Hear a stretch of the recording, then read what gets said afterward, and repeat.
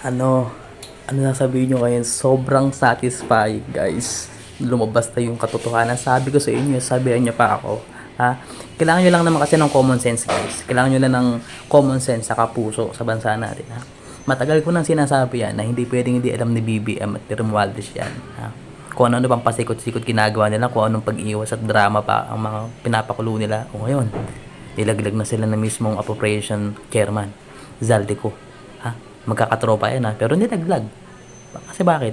Dinidiin siya eh. Para makaligtas sila, ginagawa siyang scapegoat. So, ano na ngayon nasabihin nyo? O sige, sige, sabi ni Zaldico, meron daw siyang hawak ng mga ebidensya sa karesibo. Tingnan natin paano sila lulusot, ha? Government of PBBM, good luck. Yun lang sasabihin ko. Good luck. Hindi kasi kayo marunong mag-isip eh. Yung mga nambabasa sa akin, yung mga hater sa akin, yung mga maka-administrasyon, hindi kayo nag-iisip eh. Bubulag-bulagan kayo. Ha?